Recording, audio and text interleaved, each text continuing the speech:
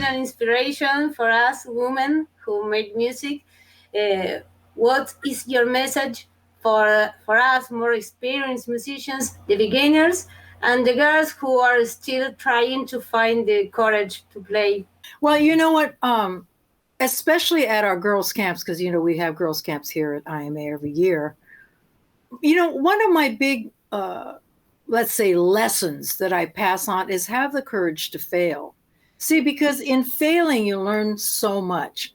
You learn how far back you can go to go forward. And so every time you go back a little further, but if you go further, like a slingshot, you go forward again, you go forward further.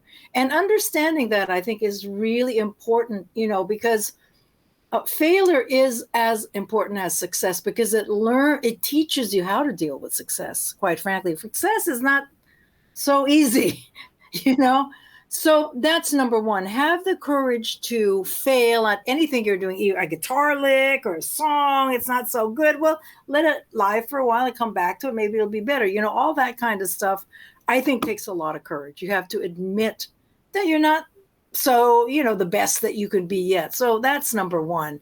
Now, if you can find other people who believe in the same thing and you can hang out with them and do stuff together, I think that is a huge help.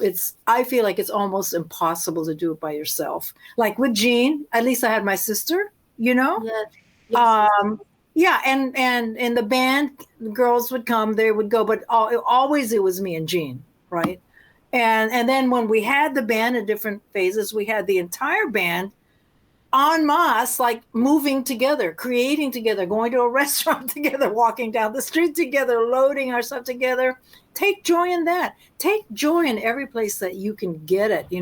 Women working together is a big deal, super big deal, So do that and appreciate each other, really appreciate each other and learn how to say it, in the ways that you can.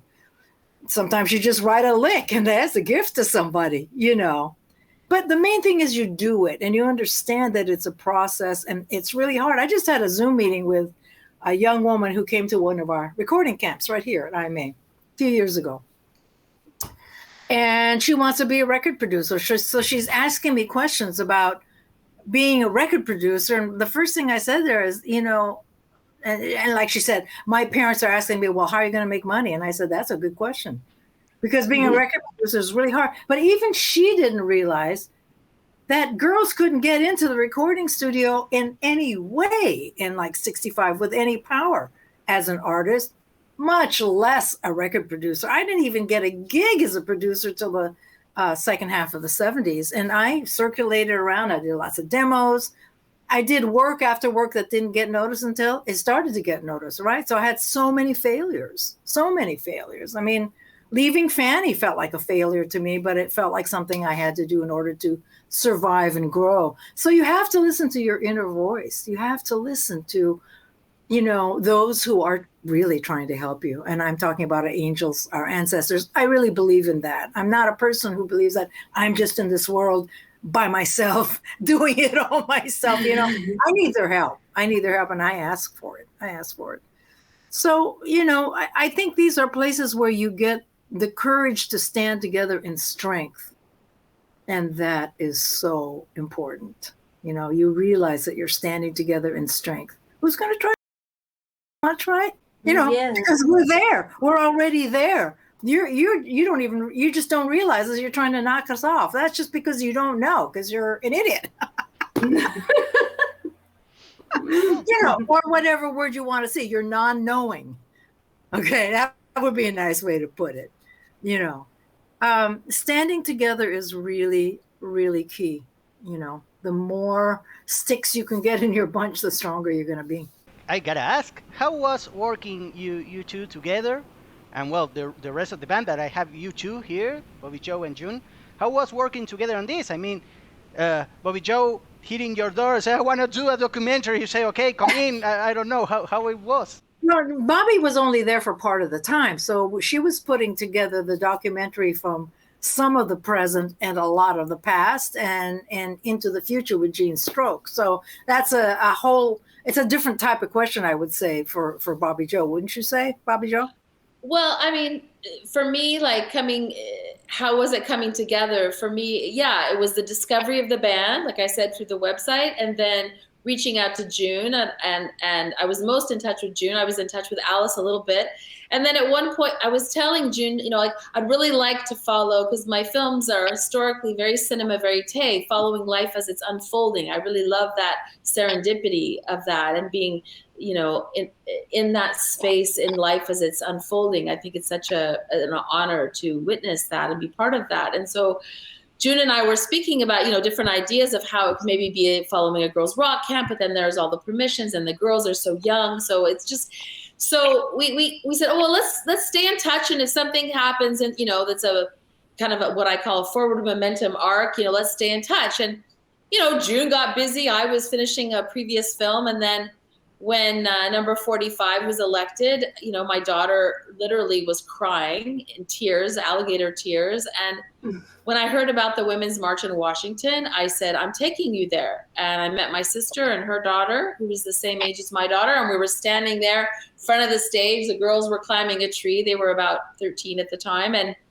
I see Madonna on stage, up there and rallying, and all these women behind her. And then I look up at the jumbo screen and they zoom in on Madonna. And right over Madonna's shoulder, I see this woman with this flaming gray hair right behind her holding this little, iPhone. And then she turns to the side. I'm like, that's June. I'm like, Phoenix, look there. I'm like, wait, look up there. And like, then the camera goes somewhere else. And then I'm just like looking up at the stage, and it comes back. I'm like, oh my God, that's June. So I call her and we get back in touch. And she's like, just so casual, like June, just like, hey, yeah, man, we got a new rock record deal. We're getting together in 3 weeks to start recording. And you can just imagine, I was just sweat dripping down everywhere going, oh shit, it's happening. Like, meaning life happens. Like if we started doing a film now, there's a different story that was happening that year, but that was a moment where there was something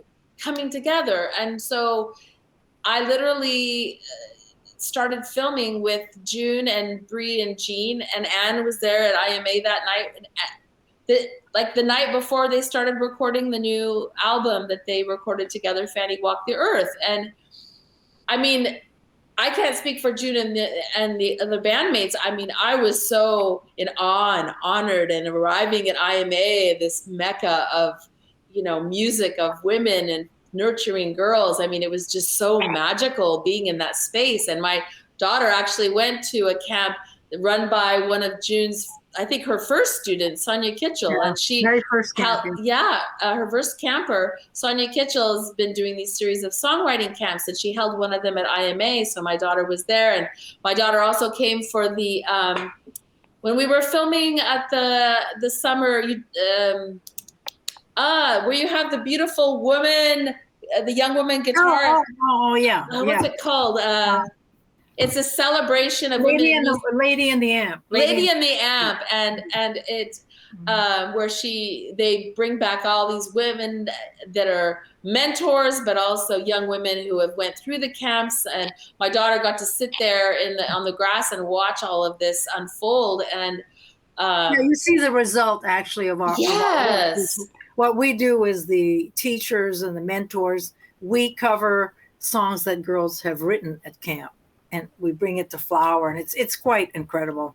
It's really was so moving. And so meeting them, and then meeting them they weren't recording the album in LA, in a recording studio with a record label. It was at IMA, the Institute for the Musical Arts. Hey. Right where she is right now. And I mean, it's this like beautiful historic house, and this barn transformed into this magical queendom, as I think June, the queendom of music there, and June is the queen. I mean, she just is. And all of these young women just, with these wide eyes, and in this space where there's bunk beds and there's guitars everywhere and musical instruments everywhere. It blew my mind. I have seen videos. Yeah. It blew my mind. One thing I'd like to point out is the arc of my career has just covered so much. So while, for example, at the march, I was invited by Toshi Regan. I mean, I was back there hanging with Angela Davis, who is one of the founders of IMA, by the way. Angela Davis and Gloria Steinem. Hopefully you know who they are, but they're big movers and shakers. You know, Nona Hendricks, who was with, with the band. No, it wasn't called. What was the band called? Not Hendrix, but they did Voulez-vous coucher avec moi ce soir? Yeah, right. Which and there are so many intersections because actually I was in New Orleans working with an all-girl band, ISIS. After I left Fanny, I was just hired to record with them, and there we were in the studio, and it was Alan Toussaint's studio, and he was producing the album, and so I got a lot of stories from him. Like he told us about right where they stood in their outfits around the mic and all that. So these are all the things that I can pass on to the girls. What I'm telling you is that at camps, one of the things that I believe is so important and we do well here is we tell the stories. So if I say to the girls, do you want to do Voulez-vous coucher avec moi? Because we have done that, It's not such a hard song, but if you do his arrangement, you got to pay attention. However, I can give my stories of working with Alan Toussaint. I can give my stories of what it was like to work in the studio. I can give my stories of how, like, for example, I was standing with Nona at a show that, you may not know this name, but Toshi Regan, her mom was one of the founders of Sweet Honey in the Rock, an incredible group, a cappella group. But so I was at the show maybe 10 years ago in New York. And after the show, and it was like wild, and everyone's jumping up and down and singing their best, dancing their best. And I said to Nona, how did you learn how to dance like that? And she said, oh, well, Mr. Brown taught us. Do you know what she was telling me? She was telling me that James Brown taught her how to dance like that, probably in the 50s, right? So these are the stories I tell that are just like moments passing by for me all the time because I put myself in the path of these stories, and I pull them out when they come up. For example, I just did a Zoom with Holly Near, who's huge in women's music. And I had other women in women's music who are big themselves, Rihanna, for example, write and say, boy, I really enjoyed that. I enjoyed hearing you talk about racism and your experiences for the first time because I haven't really talked about it before. Too painful, but now I feel okay. I'm 73. I just survived cancer. I think I can start talking about that, but these are all stories and things that I have seen and they have all been true and I can pass them on. You got to tell the stories. I think that's what gives people courage. Don't just tell the bad stories, tell the good stories too, in which you picked yourself up and you made something happen, even though it didn't seem like it was happening. It could be a project. It could be a guitar, like you thought you failed and you figured out a new way to approach it and boom, it happened, stuff like that. We need to help each other in all these big and small ways, right? It's really important.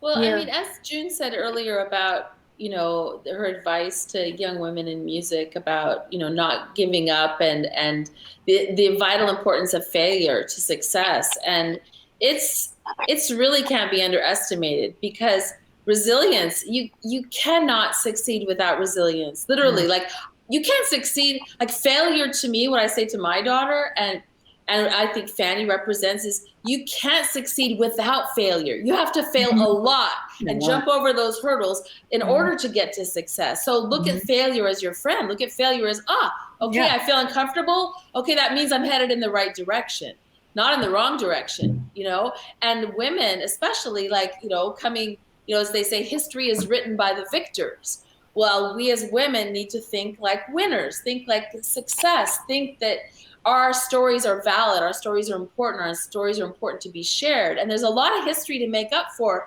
because women weren't in places and have opportunities, whether it's to write a book, a room of her own was not something that women had, and still a lot of women don't have a room of her own to metaphorically create something to share. The stories, as June's saying, So whether it's a film that shares some of the story of Fanny to inspire, it's important in any, whether it's through painting or through drawing or through getting into politics, that keep jumping over those hurdles and fall down, get back up. And if that's anything, I think it's important that Fanny represents is that resilience. Don't give up. Don't give up. Look at now, as Jean says in the film, which you will see, and I can send you a screener if you want to see it before you finish the podcast.